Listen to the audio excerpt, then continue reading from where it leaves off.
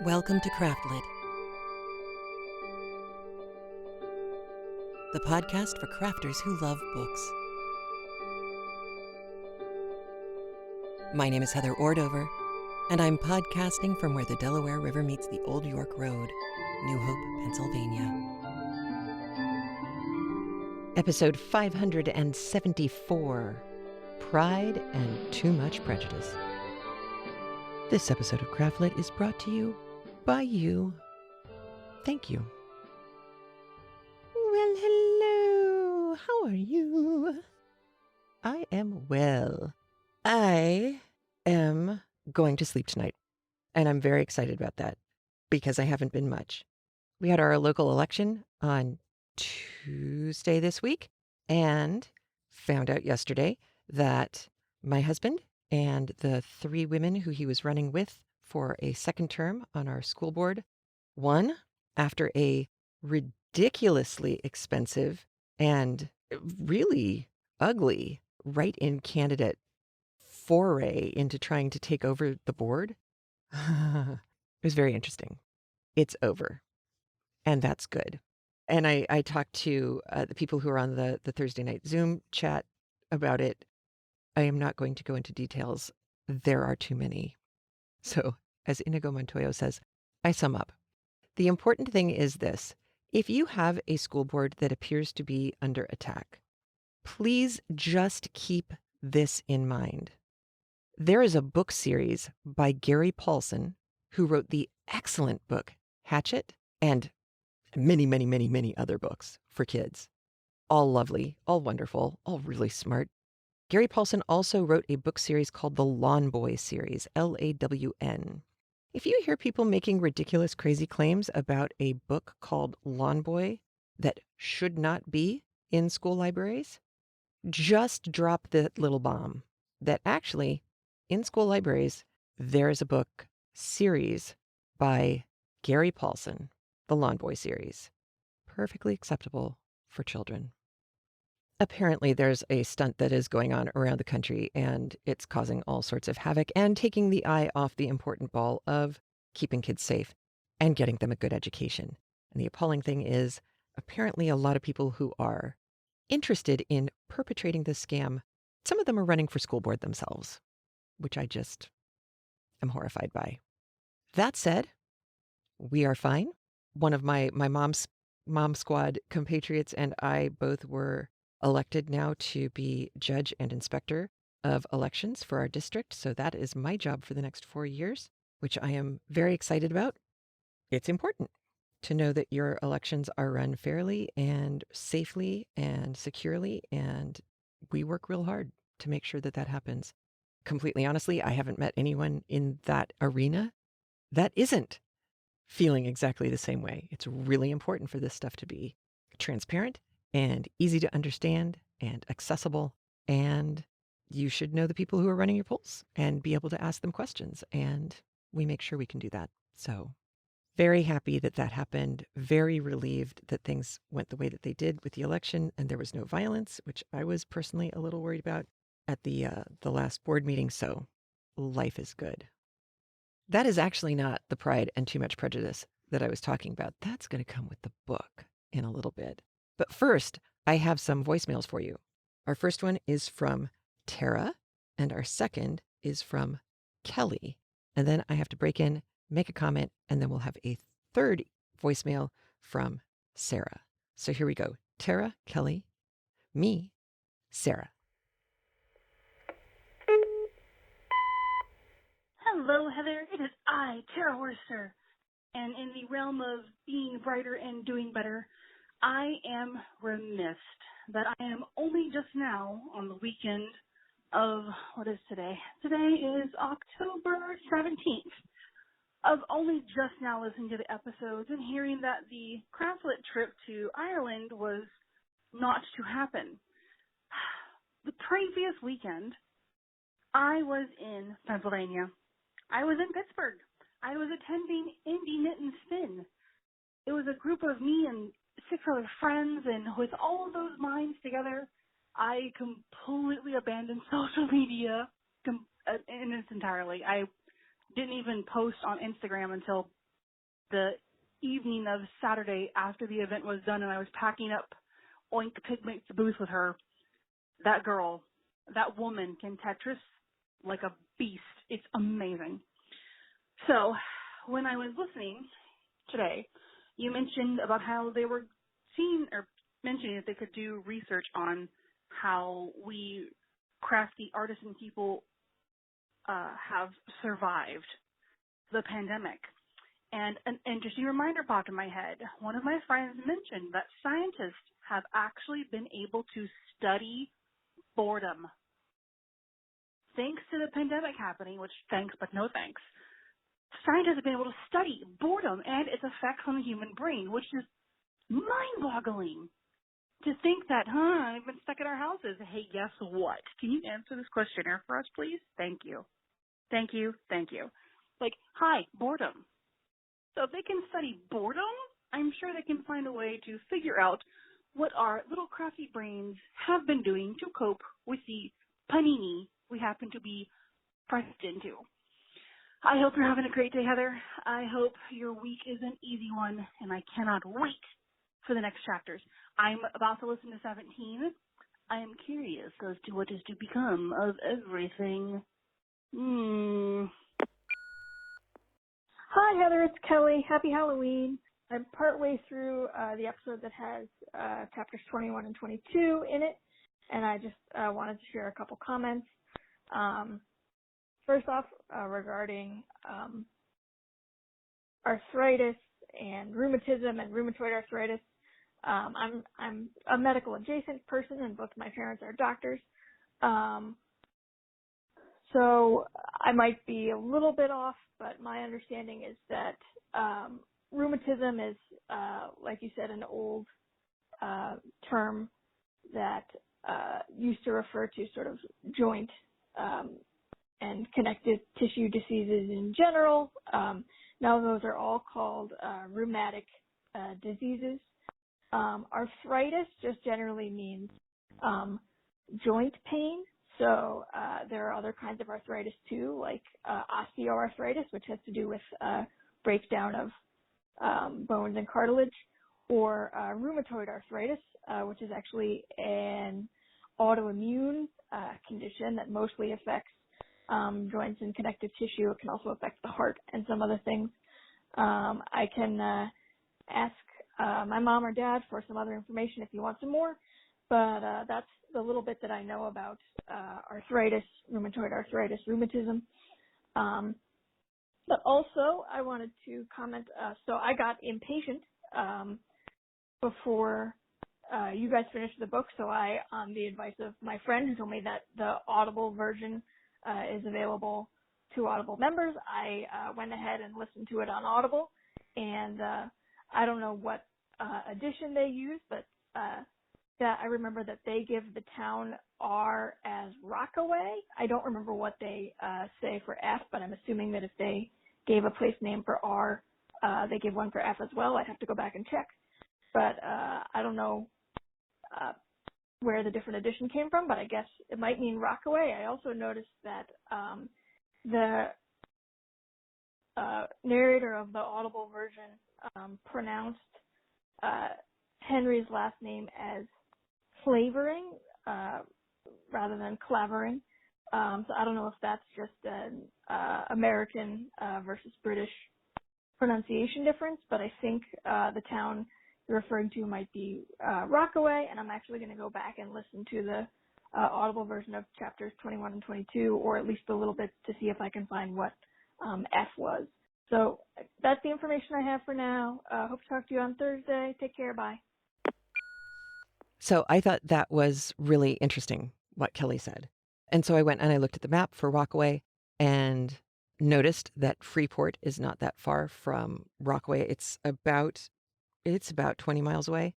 Then I went to Audible and found the version that Kelly listened to, which is read by an American. So it's, it's the way it probably should be read instead of by an Englishman, because it is, after all, an American book taking place in New York City. That said, the clavering, it's not flavoring, it's clavering, the way that the American pronounces it. I'm not sure how he got clavering from the way it's spelled. It's Clavering, which to me looks like clavering. The guy who's reading the book is certainly not a New Yorker, so, or at least does not go out of his way to sound like he's a New Yorker. But I found the larger situation really interesting that Kelly brought up.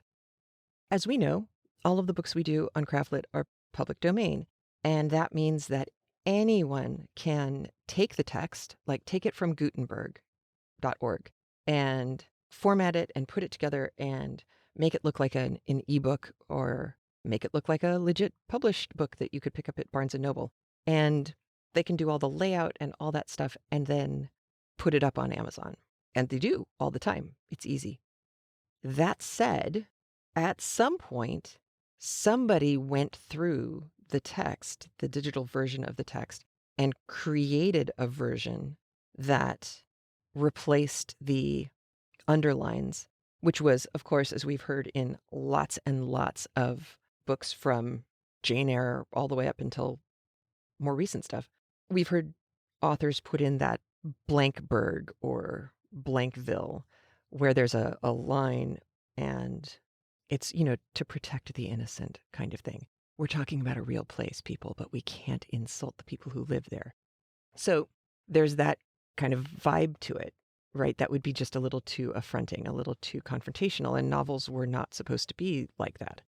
For whatever reason, probably because they were putting this together for a more modern audience, whether they understood why it was originally written that way, or if they thought it was a mistake or whatever, they clearly went to a map and said, okay, Rockaway makes sense because it's a beach, so a watering hole would make sense. And Freeport is about 20 miles away. Now that 20 miles is going to start getting adjusted down in distance for the next couple chunks of the book. So I'm not convinced because of that.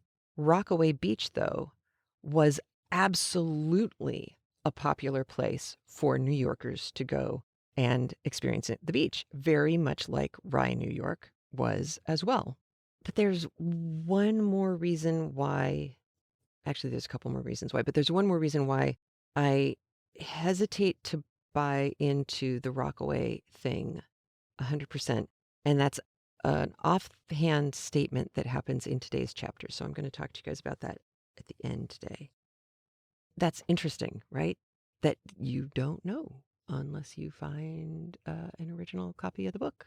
You won't really know. Same thing happened with Victorian translations of Count of Monte Cristo, as we know. Ooh, speaking of Count of Monte Cristo, there is an anime. I am pretty sure I mentioned this 1,000 years ago. And by 1,000 years ago, I mean April 2020. Anime. I am not going to pronounce the word correctly, but I will give you the link. There is an anime of the Count of Monte Cristo. It was done, it was done in the 90s, I think. I think so. It all blurs. It blurs because it's about 20 some odd episodes long. This is not going to make any sense why I would say that I like this. It is the Count of Monte Cristo in space, and it's an anime. And I know you're sitting there going, Heather, really? And the answer is, yeah, they did some really interesting things with how they edited that book and cut it down and tweaked it around.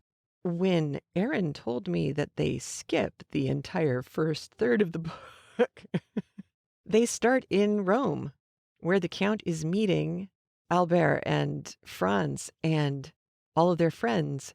And there's the public execution in Rome and that whole you get to pick who goes free thing. That's where they start. No Chateau d'If, no enormous betrayal. They withhold all that for later to use as a character development reveal. I haven't finished it yet. I'm very close to the end. I'm really impressed. I have no idea if they're going to pull it off or if the end is just going to be a huge disappointment. But even if it is, the first 18 episodes that I've watched so far are really clever. You have to read subtitles. There is no dub. Honestly, subs are better than dub. I'm in a subcategory as far as my preferences go for entertainment that was originally created in another language. But either way, something interesting. If you have a kid who enjoys anime, maybe sit down and watch this with them and let them give you their critique. Maybe they'll actually read or listen to the book after watching the anime. Or maybe not. Either way is very interesting. So I said I was going to break into Kelly and then play our last voicemail. So here we go. Here's our last voicemail for today from Sarah. Hey, Heather. It is Sarah Blake. I am not a medical person, but I do have osteoarthritis, and so I know a little bit about arthritis, and I also, at some point, went down a rabbit hole of, like, what's the difference between all these different things? So, here's my understanding. Rheumatism wait, let me start over.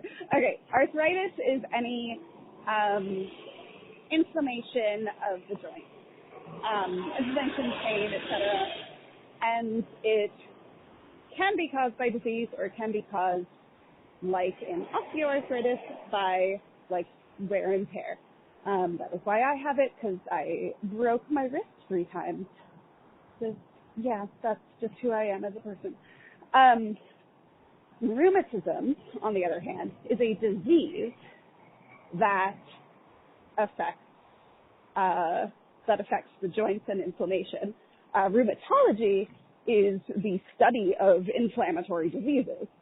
The reason for that is because some Greek physician in like 2000 BC or something, I don't know, maybe not then. Maybe it was 2,000 years ago. I remember the number 2,000. At some point, there was some Greek physician who used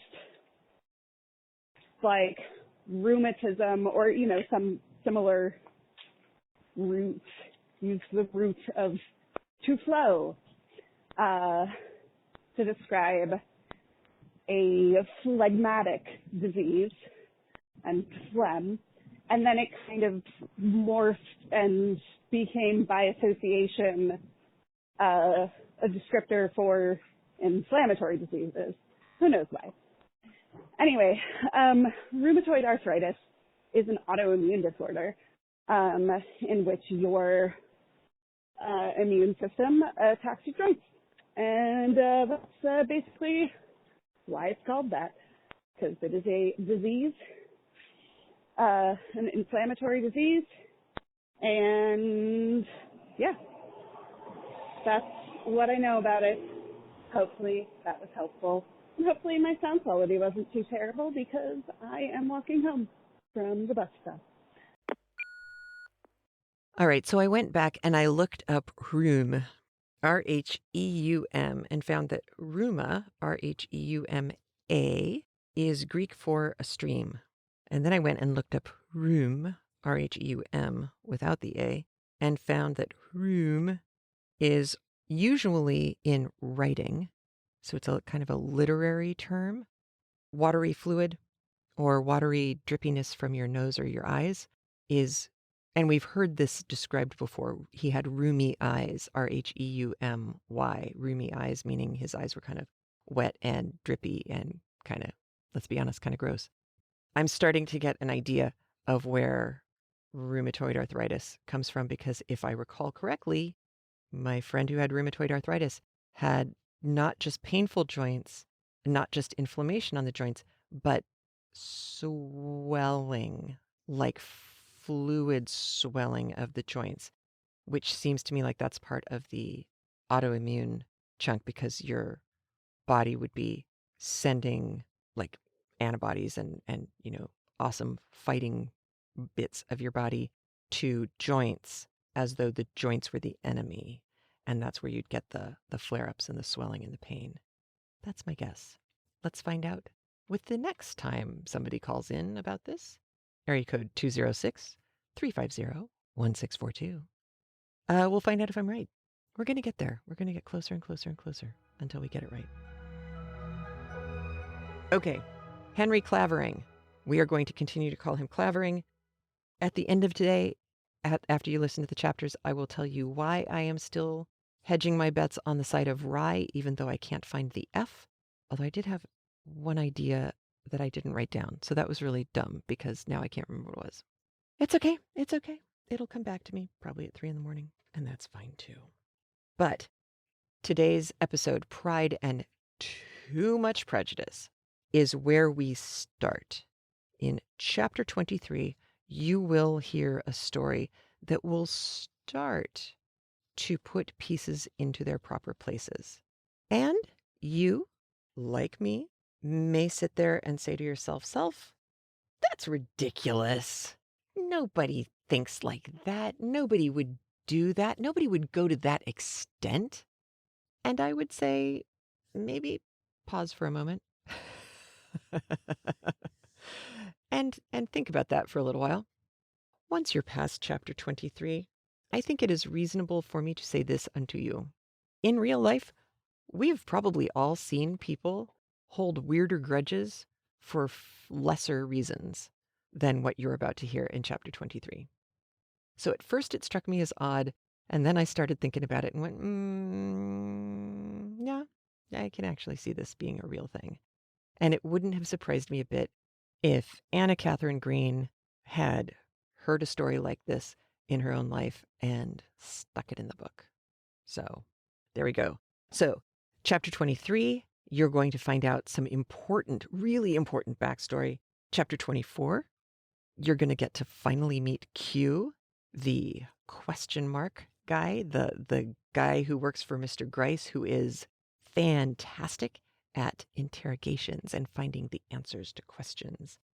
And then chapter 25, we're going to get to see Gryce and Mr. Raymond have a real kind of coming to terms conversation that lays everything we've learned so far on the table and draws a very specific conclusion. And that's all I'm going to say about that. Let's listen to chapters 23, 24, and 25 of The Leavenworth Case by Anna Catherine Green, read for us by Kevin Green. Here we go. Chapter 23. The Story of a Charming Woman.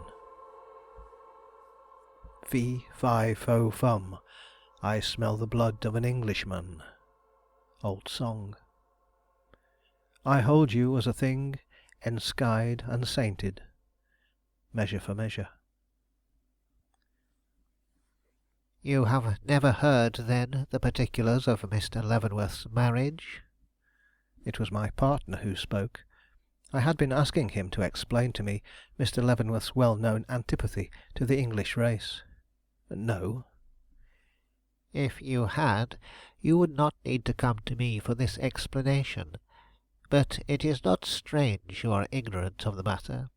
I doubt if there are half a dozen persons in existence who could tell you where Horatio Leavenworth found the lovely woman who afterwards became his wife, much less give you any details of the circumstances which led to his marriage. I am very fortunate, then, in being in the confidence of one who can. What were those circumstances, Mr. Veeley? It will aid you but little to hear. Horatio Leavenworth, when a young man, was very ambitious, so much so that at one time he aspired to marry a wealthy lady of Providence, but, chancing to go to England, he there met a young woman whose grace and charm had such an effect upon him that he relinquished all thoughts of the Providence lady, though it was some time before he could face the prospect of marrying the one who had so greatly interested him, as she was not only in humble circumstances, but was encumbered with a child, concerning whose parentage the neighbours professed ignorance, and she had nothing to say. But as it is very apt to be the case in an affair like this, love and admiration soon got the better of worldly wisdom. Taking his future in his hands, he offered himself as her husband, when she immediately proved herself worthy of his regard, by entering at once into those explanations he was too much of a gentleman to demand. The story she told was pitiful. She proved to be an American by birth, her father having been a well-known merchant of Chicago.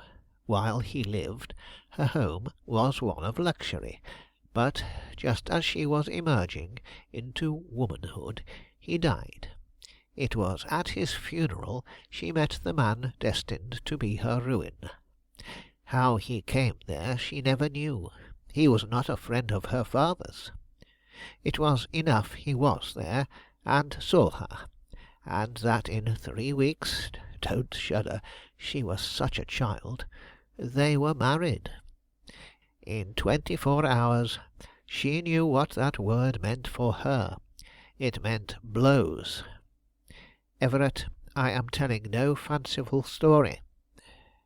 In 24 hours after that girl was married, her husband, coming drunk into the house, found her in his way and knocked her down. But it was the beginning. Her father's estate, on being settled up, proving to be less than expected, he carried her off to England, where he did not wait to be drunk in order to maltreat her. She was not free from his cruelty night or day. Before she was 16, she had run the whole gamut of human suffering, and that not at the hands of a coarse common ruffian, but from an elegant, handsome, luxury-loving gentleman, whose taste in dress was so nice he would sooner fling a garment of hers into the fire than see her go into company clad in a manner he did not consider becoming. She bore it till her child was born, then she fled. 2 days after the little one saw the light, she rose from her bed and, taking her baby in her arms, ran out of the house. The few jewels she had put into her pocket supported her till she could set up a little shop. As for her husband, she neither saw him nor heard from him from the day she left him till about 2 weeks before Horatio Leavenworth first met her, when she learned from the papers that he was dead. She was therefore free. But though she loved Horatio Leavenworth with all her heart, she would not marry him. She felt herself forever stained and soiled by the one awful year of abuse and contamination. Nor could he persuade her. Not till the death of her child, a month or so after his proposal, did she consent to give him her hand, and what remained of her unhappy life. He brought her to New York, surrounded her with the luxury and every tender care, but the arrow had gone too deep. 2 years from the day her child breathed its last, she too died. It was the blow of his life to Horatio Leavenworth. He was never the same man again. Though Mary and Eleanor shortly after entered his home, he never recovered his old light-heartedness. Money became his idol, and the ambition to make and leave a great fortune behind him modified all his views of life. But one proof remained that he never forgot the wife of his youth, and that was, he could not bear to have the word Englishman uttered in his hearing. Mr. Veeley paused, and I rose to go. "Do you remember how Mrs. Leavenworth looked?" I asked. "Could you describe her to me?" He seemed a little astonished at my request, but immediately replied, "She was a very pale woman, not strictly beautiful, but of a contour and expression of great charm. Her hair was brown, her eyes grey." "And very wide apart?" He nodded, looking still more astonished. "How came you to know? Have you seen her picture?" I did not answer that question.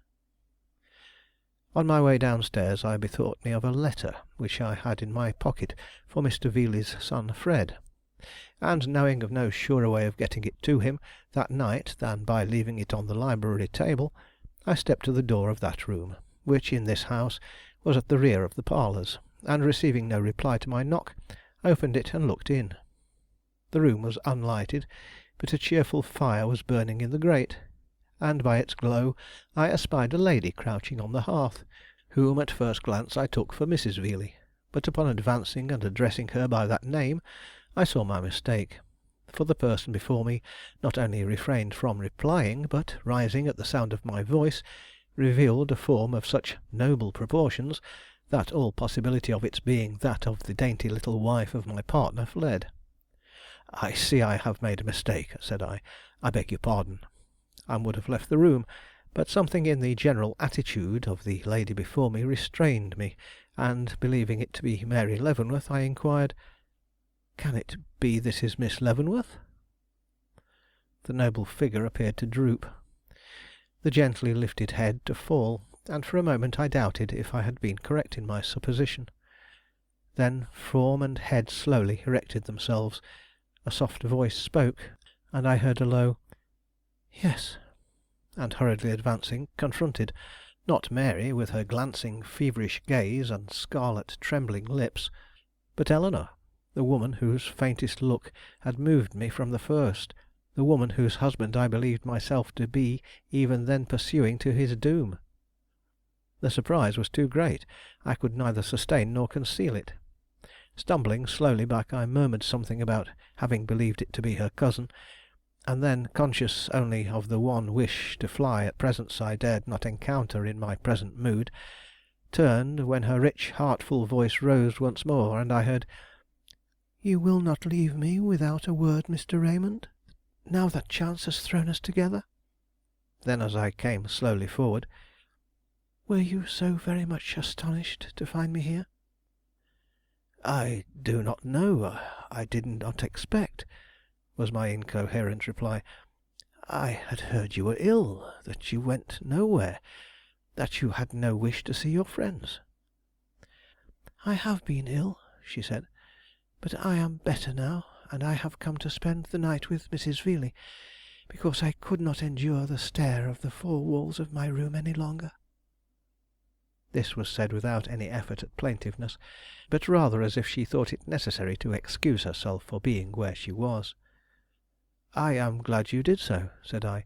"You ought to be here all the while. That dreary, lonesome boarding house is no place for you, Miss Leavenworth.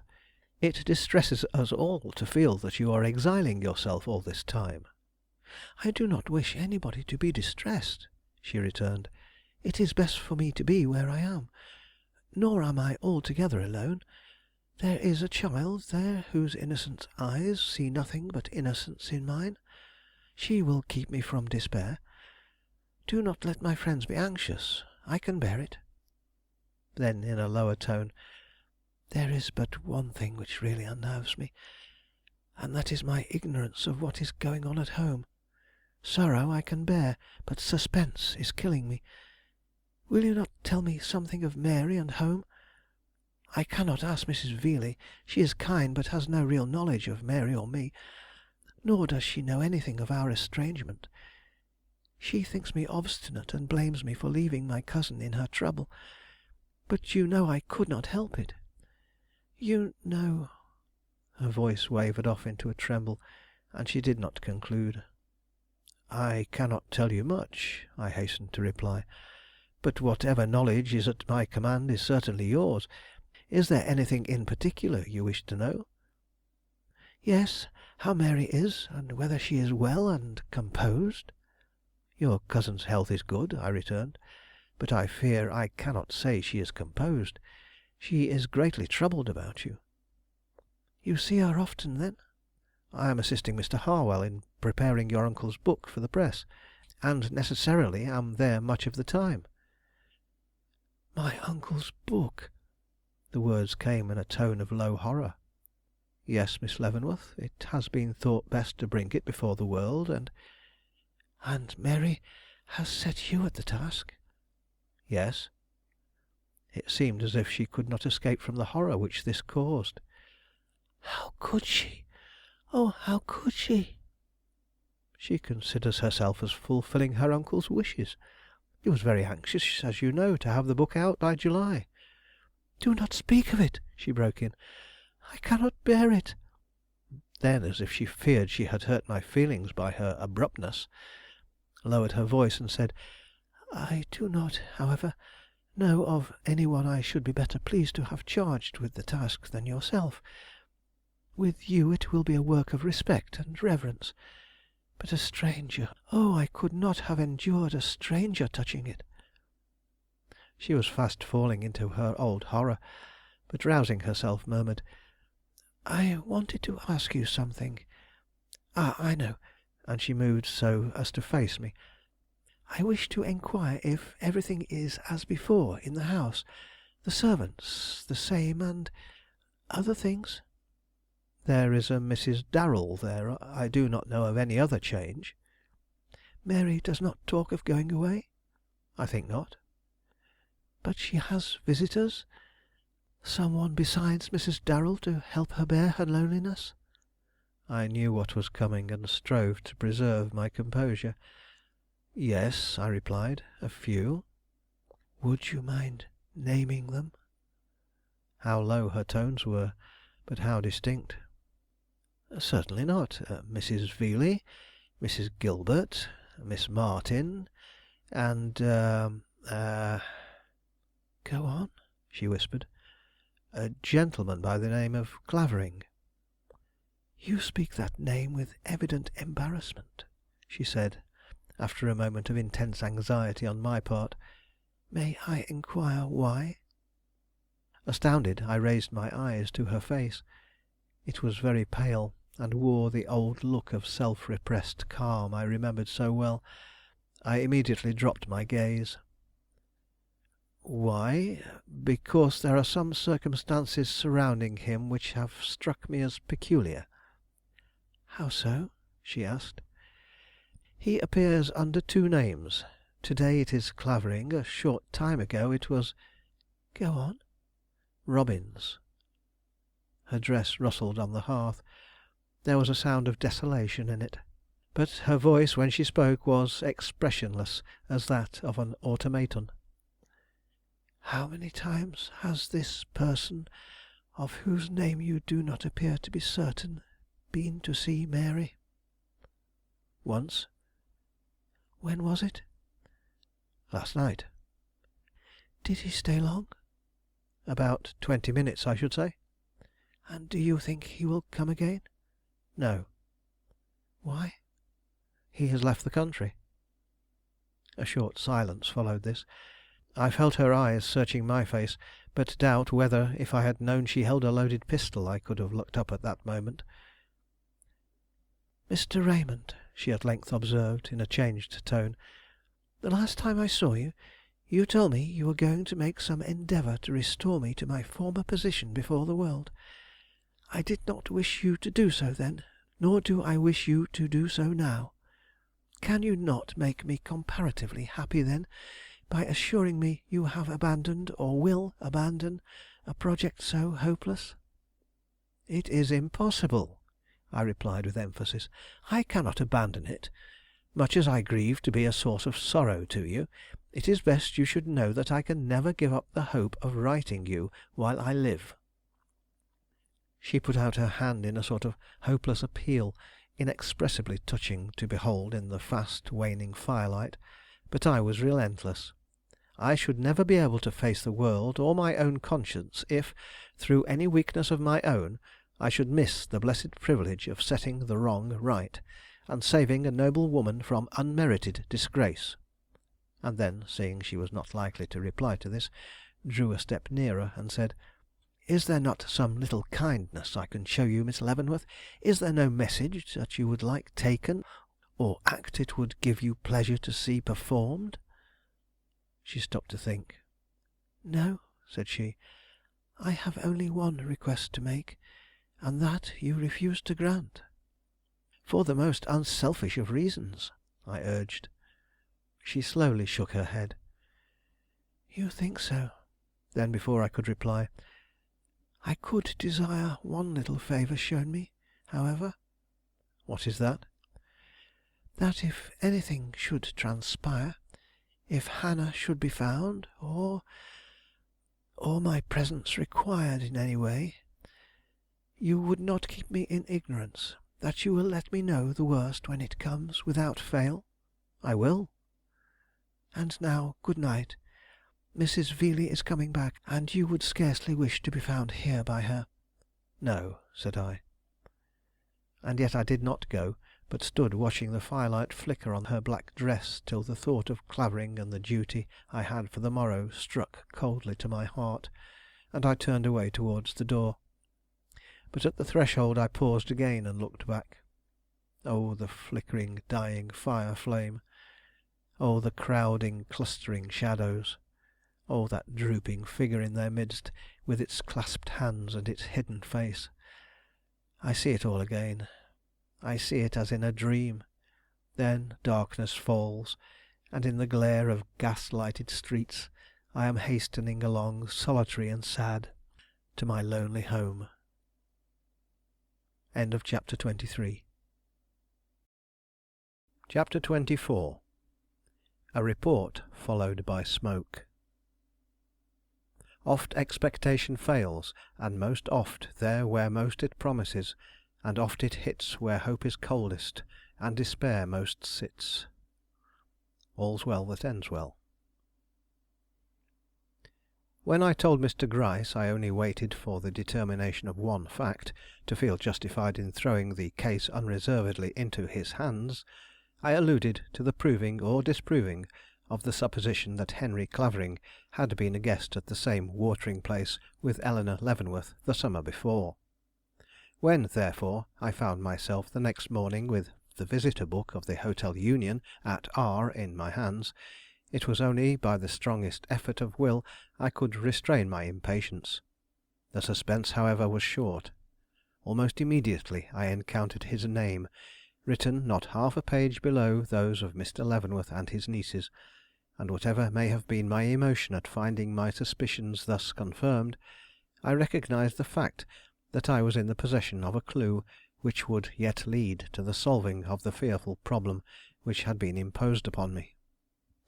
Hastening to the telegraph office, I sent a message for the man promised me by Mr. Gryce, and, receiving for an answer that he could not be with me before 3 o'clock, started for the house of Mr. Monell, a client of ours living in R. I found him at home, and during our interview of 2 hours, suffered the ordeal of appearing at ease and interested in what he had to say, while my heart was heavy with its first disappointment, and my brain on fire with the excitement of the work then on my hands. I arrived at the depot just as the train came in.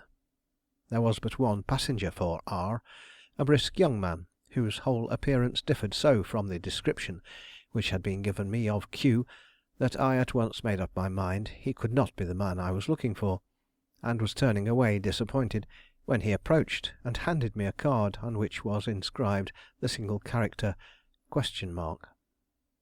Even then I could not bring myself to believe that the slyest and most successful agent in Mr. Gryce's employ was before me, till, catching his eye, I saw such a keen, enjoyable twinkle sparkling in its depths that all doubt fled, and, returning his bow with a show of satisfaction, I remarked, "You are very punctual. I like that." He gave another short, quick nod. "Glad, sir, to please you. Punctuality is too cheap a virtue not to be practised by a man on the look out for a rise. But what orders, sir? Down train due in 10 minutes, no time to spare." "Down train? What have we to do with that?" "I thought you might wish to take it, sir. Mr. Brown," winking expressively at the name, "always checks his carpet bag for home when he sees me coming. But that is your affair. I am not particular." "I wish to do what is wisest under the circumstances." "Go home, then, as speedily as possible." And he gave a third sharp nod, exceedingly businesslike and determined. "If I leave you, it is with the understanding that you bring your information first to me, that you are in my employ, and in that of no one else for the time being, and that mum is the word till I give you liberty to speak." "Yes, sir. When I work for Brown and Co., I do not work for Smith and Jones. That you can count on." "Very well, then. Here are your instructions." He looked at the paper I handed him with a certain degree of care, then stepped into the waiting room and threw it into the stove, saying in a low tone, "So much in case I should meet with some accident. Have an epileptic fit or anything of that sort." "But—" "Oh, don't worry. I shan't forget. I've a memory, sir. No need of anybody using pen and paper with me." And laughing in the short, quick way one would expect from a person of his appearance and conversation, he added, "You'll probably hear from me in a day or so," and bowing, took his brisk, free way down the street just as the train came rushing in from the west.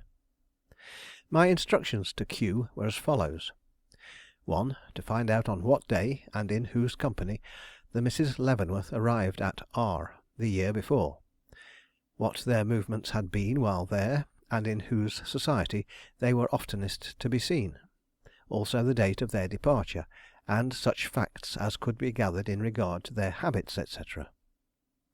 2. Ditto in respect to a Mr. Henry Clavering, fellow guest and probable friend of said ladies. 3. Name of individual fulfilling the following requirements: clergyman, Methodist, deceased since last December or thereabouts, who in July of '75 was located in some town not over 20 miles from R. 4. Also name and present whereabouts of a man at that time in service of the above. To say that the interval of time necessary to a proper inquiry into these matters was passed by me in any reasonable frame of mind would be to give myself credit for an equanimity of temper which I unfortunately do not possess. Never have days seemed so long as the 2 which interposed between my return from R and the receipt of the following letter: "Sir, individuals mentioned arrived in R July 3rd, 1875. Party consisted of 4, the 2 ladies, their uncle, and the girl named Hannah. Uncle remained 3 days, and then left for a short tour through Massachusetts. Gone for 2 weeks, during which ladies were seen more or less with the gentleman named between us, but not to an extent sufficient to excite gossip or occasion remark, when said gentleman left R abruptly, 2 days after uncle's return. Date July 19. As to habits of ladies, more or less social. They were always to be seen at picnics, rides, etc., and in the ballroom. M liked best, E considered grave, and towards the last of her stay moody. It is remembered now that her manner was always peculiar, and that she was more or less shunned by her cousin. However, in the opinion of one girl still to be found at the hotel, she was the sweetest lady that ever breathed. No particular reason for this opinion. Uncle, ladies, and servants left R for New York August 7th, 1875. 2. H. C. arrived at the hotel in R July 6th, 1875, in company with Mr. and Mrs. Vandervoort, friends of the above. Left July 19th, 2 weeks from day of arrival. Little to be learned in regard to him. Remembered as the handsome gentleman who was in the party with the L. girls, and that is all. 3. F. A small town some 16 or 17 miles from R had for its Methodist minister, in July of last year, a man who has since died, Samuel Stebbins by name, date of decease Jan 7th of this year. 4. Name of man in employ of SS at that time is Timothy Cook. He has been absent, but returned to P 2 days ago. Can be seen if required." "Aha!" I cried aloud at this point, in my sudden surprise and satisfaction. "Now we have something to work upon." And sitting down, I penned the following reply: T.C. wanted by all means. Also any evidence going to prove that H.C. and E.L. were married at the house of Mr. S. on any day of July or August last. Next morning came the following telegram: "T.C. on the road. Remembers a marriage. Will be with you by 2 p.m." At 3 o'clock that same day I stood before Mr. Gryce. "I'm here to make my report," I announced. The nicker of a smile passed over his face, and he gazed for the first time at his bound-up finger ends with a softening aspect which must have done them good. "I'm ready," said he. "Mr. Gryce," I began, "do you remember the conclusion we came to at our first interview in this house?" "I remember the one you came to." "Well, well," I acknowledged a little peevishly, "the one I came to, then. It was this: that if we should find to whom Eleanor Leavenworth felt she owed her best duty and love, we should discover the man who murdered her uncle." And do you imagine you have done this?" "I do." His eyes stole a little nearer my face. "Well, that is good. Go on." "When I undertook this business of clearing Eleanor Leavenworth from suspicion," I resumed, "it was with the premonition that this person would prove to be her lover, but I had no idea he would prove to be her husband." Mr. Gryce's gaze flashed like lightning to the ceiling. "What?" he ejaculated with a frown.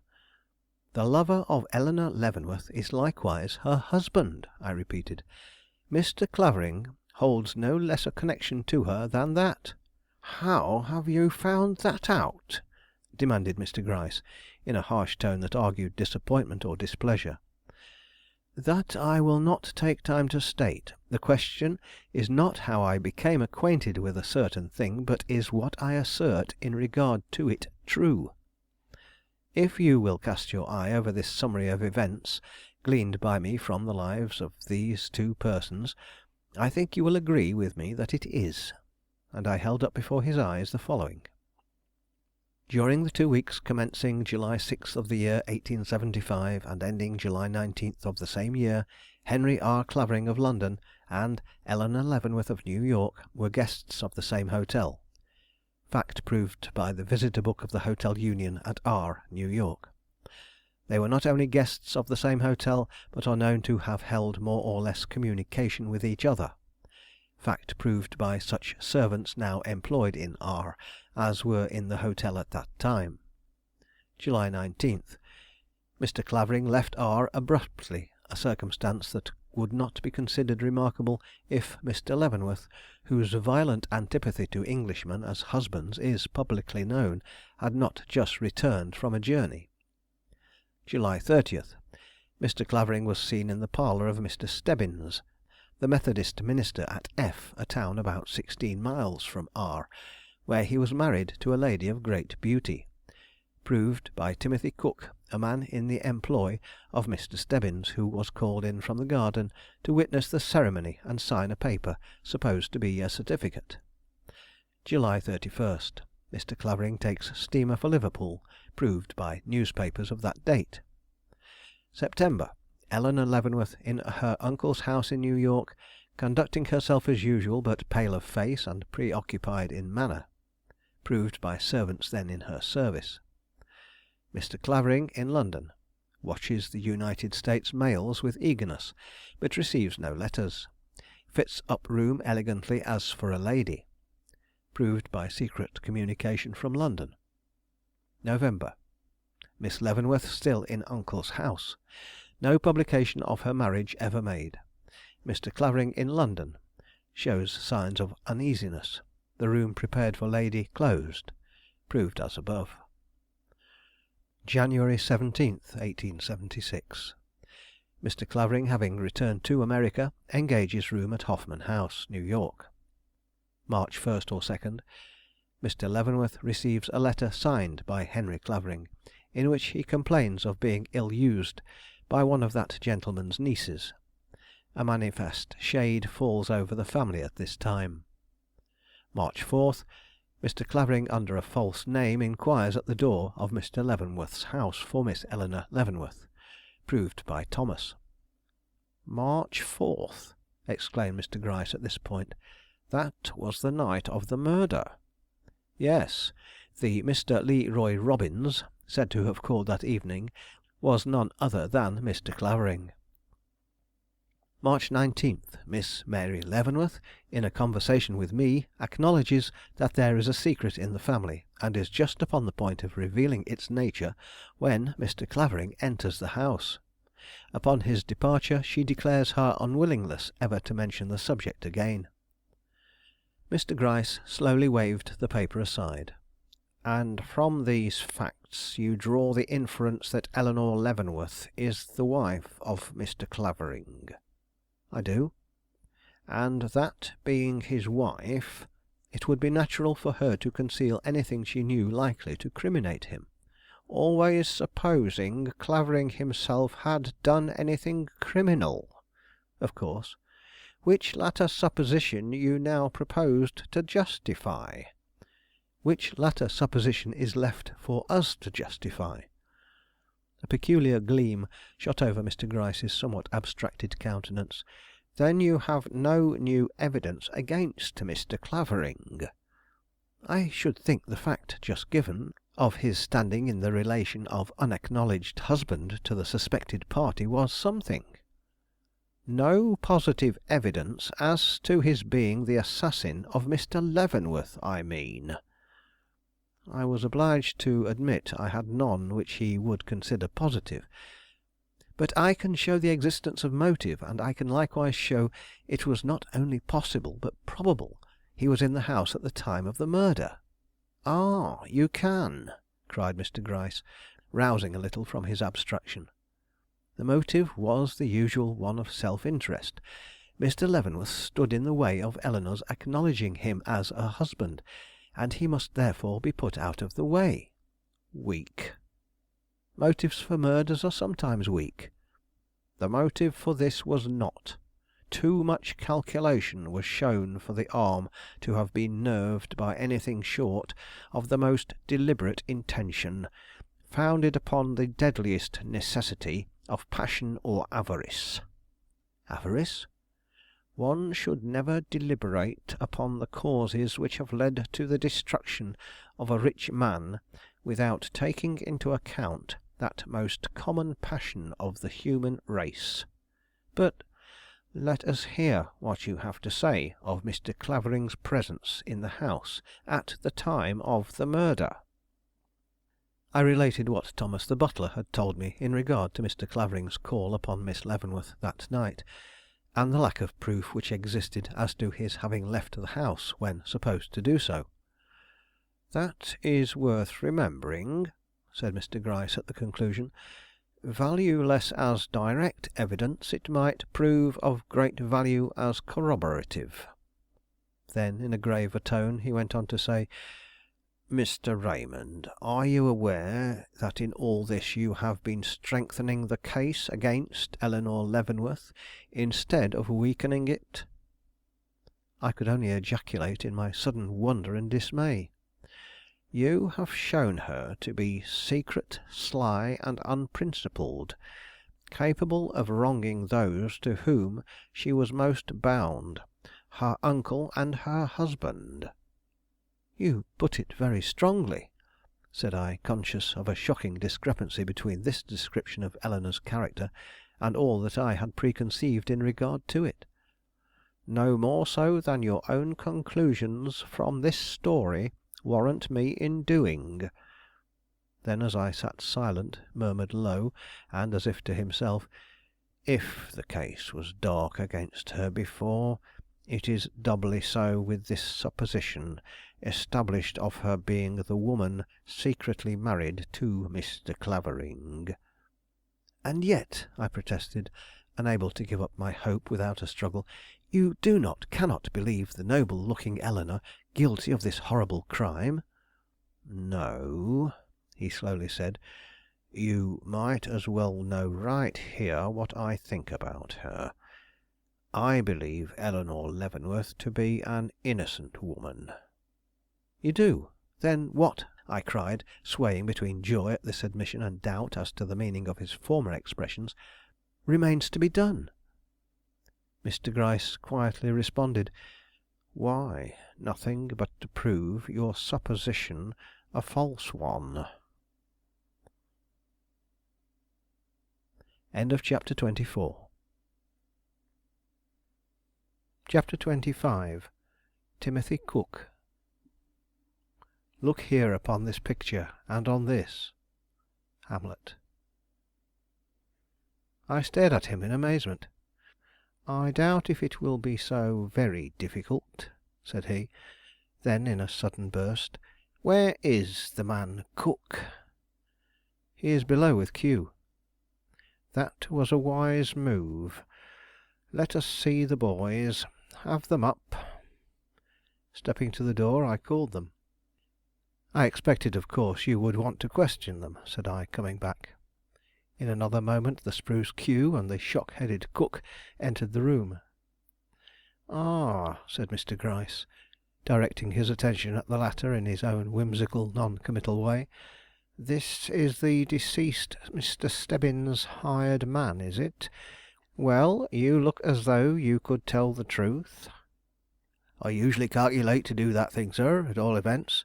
I was never called a liar as I can remember." "Of course not, of course not," returned the affable detective.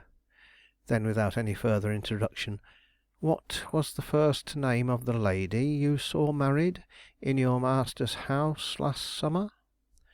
"Bless me if I know. I don't think I heard, sir." "But you recollect how she looked?" "As well as if she were my own mother.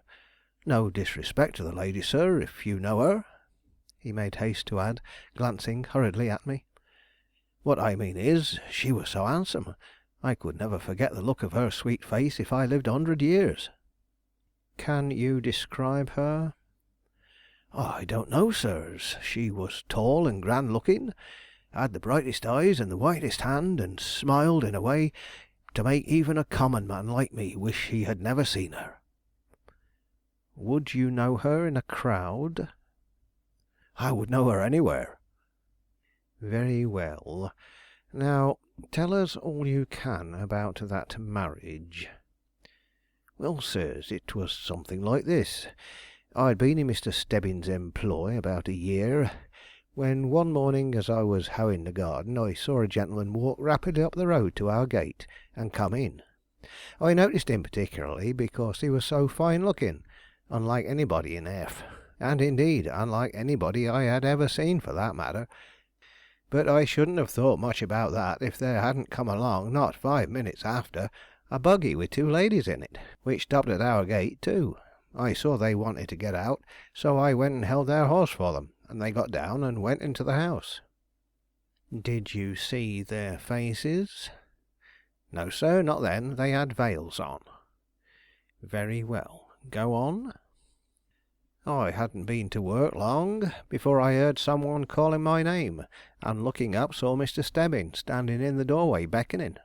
I went to him, and he said, 'I want you, Tim. Wash your hands and come into the parlor.' I'd never been asked to do that before, and it struck me all of a heap, but I did what he asked, and was so taken aback at the looks of the lady I saw standing on the floor with the handsome gentleman, that I stumbled over a stool and made a great racket, and didn't know much where I was or what was going on, till I heard Mr. Stebbins say 'man and wife,' and then it came over me in a hot kind of way that it was a marriage I was seeing." Timothy Cook stopped to wipe his forehead, as if overcome with the very recollection, and Mr. Gryce took the opportunity to remark, "You say there were 2 ladies. Now, where was the other one at this time?" "She was there, sir, but I didn't mind much about her. I was so taken up with the handsome one, and the way she had us smiling when any one looked at her, I never saw the beat." I felt a quick thrill go through me. "Can you remember the colour of her hair or eyes?" "No, sir. I had a feeling as if she wasn't dark, and that is all I know." "But you remember her face?" "Yes, sir."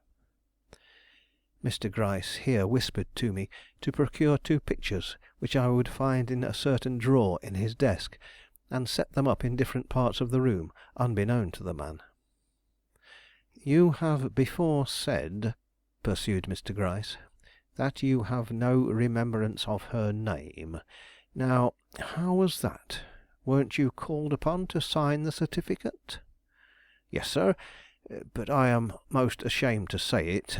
I was in a sort of maze, and didn't hear much, and only remember it was a Mr. Clavering she was married to, and that some one called some one else Elner, or something like that. I wish I hadn't been so stupid, sir, if it would have done you any good." "Tell us about the signing of the certificate," said Mr. Gryce. "Well, sir, there isn't much to tell. Mr. Stebbins asked me to put my name down in a certain place on a piece of paper he pushed towards me, and I put it down there, that is all." "Was there no other name there when you wrote yours?" "No, sir. Afterwards Mr. Stebbins turned towards the other lady, who now came forward, and asked her if she wouldn't please sign it too, and she said yes, and came very quickly and did so. And you didn't see her face then? No, sir.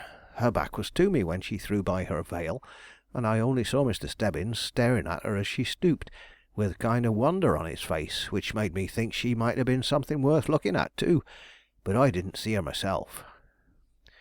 Well, what happened then? I don't know, sir. I went stumbling out of the room. I didn't see anything more. Where were you when the ladies went away? In the garden, sir. I'd gone back to my work. You saw them, then. Was the gentleman with them? No, sir. That was the queer part of it all. They went back as they came, and so did he. And in a few minutes Mr. Stebbins came out where I was, and told me I was to say nothing about what I had seen, for it was a secret. Were you the only one in the house who knew anything about it? Weren't there any women around? No, sir. Miss Stebbins had gone to the sewing circle.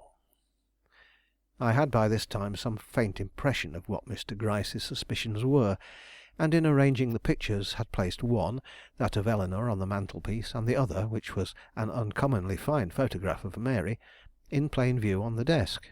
But Mr. Cook's back was as yet towards that part of the room, and taking advantage of the moment, I returned and asked him if that was all he had to tell us about this matter. Yes, sir. Then, said Mr. Gryce, with a glance at Q, isn't there something you can give Mr. Cook in payment for his story? Look around, will you? Q nodded, and moved towards a cupboard in the wall at the side of the mantelpiece. Mr. Cook followed him with his eyes, as was natural, when with a sudden start he crossed the room and, pausing before the mantelpiece, looked at the picture of Eleanor which I had put there, gave a low grunt of satisfaction or pleasure, looked at it again, and walked away. I felt my heart leap into my throat, and moved by what impulse of dread or hope I cannot say, turned my back, when suddenly I heard him give vent to a startled exclamation, followed by the words, "Why, here she is! This is her, sirs!" And turning around, saw him hurrying towards us, with Mary's picture in his hands. I do not know as I was greatly surprised. I was powerfully excited, as well as conscious of a certain whirl of thought, and an unsettling of old conclusions that was very confusing. But surprised? No, Mr. Gryce's manner had too well prepared me. "This the lady who was married to Mr. Clavering, my good man? I guess you are mistaken," cried the detective in a very incredulous tone. "Mistaken? Didn't I say I would know her anywhere? This is the lady, if she's the President's wife herself." And Mr. Cook leaned over it with a devouring look that was not without its element of homage. "I am very much astonished," Mr. Gryce went on, winking at me in a slow diabolical way which in another mood would have aroused my fiercest anger. "Now, if you had said the other lady was the one," pointing to the picture on the mantelpiece, "I shouldn't have wondered." "She? I never saw that lady before. But this one? Would you mind telling me her name, sirs?" "If what you say is true, her name is Mrs. Clavering." "Clavering? Yes, that was his name." "And a very lovely lady," said Mr. Gryce. "Morris, haven't you found anything yet?" Q, for answer, brought forward glasses and a bottle. But Mr. Cook was in no mood for liquor. I think he was struck with remorse, for looking from the picture to Q, and from Q to the picture, he said, "If I have done this lady wrong by my talk, I'll never forgive myself. You told me I would help her to get her rights. If you have deceived me—" "Oh, I haven't deceived you," broke in Q in his short, sharp way. "Ask that gentleman there if we are not all interested in Mrs. Clavering getting her due." He had designated me, but I was in no mood to reply. I longed to have the man dismissed, that I might inquire the reason of the great complacency which I now saw overspreading Mr. Gryce's frame to his very finger ends. "Mr. Cook needn't be concerned," remarked Mr. Gryce. "If he will take a glass of warm drink to fortify him for his walk, I think he may go to the lodgings Mr. Morris has provided for him without fear. Give the gent a glass, and let him mix for himself." But it was a full 10 minutes before we were delivered of the man and his vain regrets. Mary's image had called up every latent feeling in his heart, and I could but wonder over a loveliness capable of swaying the low as well as the high. But at last he yielded to the seductions of the now wily Q, and departed. Left alone with Mr. Gryce, I must have allowed some of the confused emotions which filled my breast to become apparent on my countenance, for after a few minutes of ominous silence he exclaimed very grimly, and yet with a latent touch of that complacency I had before noticed, "This discovery rather upsets you, doesn't it? Well, it don't me," shutting his mouth like a trap. "I expected it." "Your conclusions must differ very materially from mine," I returned, "or you would see that this discovery alters the complexion of the whole affair." "It does not alter the truth." "What is the truth?" Mr. Gryce's very legs grew thoughtful. His voice sank to its deepest tone. "Do you very much want to know?" "Want to know the truth? What else are we after?" "Then," said he, "to my notion, the complexion of things has altered, but very much for the better. As long as Eleanor was believed to be the wife, her action in this matter was accounted for. But the tragedy itself was not. Why should Eleanor or Eleanor's husband wish the death of a man whose bounty they believed would end with his life? But with Mary, the heiress proved the wife. I tell you, Mr. Raymond, it all hangs together now. You must never, in reckoning up an affair of murder like this, forget who it is that most profits by the deceased man's death." "But Eleanor's silence, her concealment of certain proofs and evidences in her own breast, how will you account for that? I can imagine a woman devoting herself to the shielding of a husband from the consequences of crime, but a cousin's husband, never." Mr. Gryce put his feet very close together and softly grunted. "Then you still think Mr. Clavering the assassin of Mr. Leavenworth?" I could only stare at him in my sudden doubt and dread. "Still think?" I repeated. "Mr. Clavering the murderer of Mr. Leavenworth?" "Why, what else is there to think? You can't suspect Eleanor of having deliberately undertaken to help her cousin out of a difficulty by taking the life of their mutual benefactor?" "No," said Mr. Gryce. "No, I do not think Eleanor Leavenworth had any hand in the business." "Then who—" I began and stopped, lost in the dark vista that was opening before me. "Who? Why, who but the one whose past deceit and present necessity demanded his death as a relief? Who but the beautiful, money-loving, man-deceiving goddess?" I leapt to my feet in my sudden horror and repugnance. "Do not mention the name. You are wrong. But do not speak the name." "Excuse me," said he, "but it will have to be spoken many times, and we may as well begin here and now. Who, then, but Mary Leavenworth, or, if you like it better, Mrs. Henry Clavering? Are you so much surprised?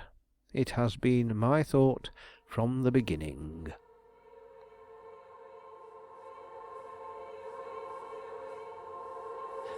Okay, so Mr. Gryce, who has made a kind of a big deal about not having preconceived notions or coming in with any kind of prejudiced thoughts, totally thinks Mary did it.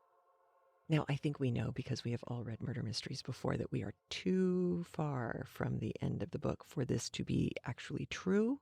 That said, there are still lots of mysteries to be solved. We still don't know what the deal is with Hannah. We don't really have a clue what with Henry Clavering and this whole Michigan situation with the wedding and the leaving and the coming and the going and the writing of the letter. And how did he not know that Mr. Leavenworth hated Englishmen? That had to have come up at some point, right? I would have thought, but I don't know. I would have thought a lot of things. And I am often wrong. So, what do I know?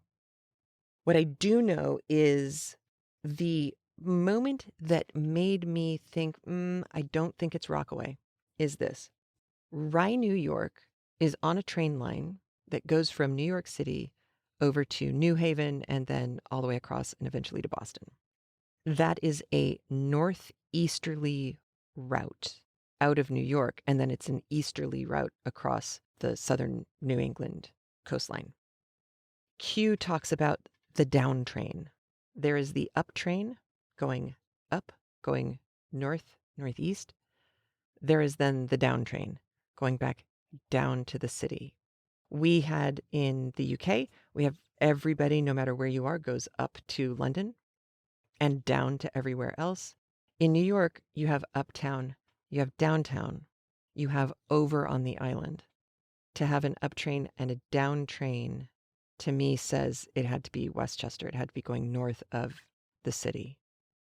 That, plus having lived in Brooklyn for years and knowing that Anna Catherine Green lived in Brooklyn, I don't know in her first novel if she would have been reluctant to point out if these people, these very, very wealthy people, had been going out to Rockaway, which is out, it's past Brooklyn, it's out Long Island further.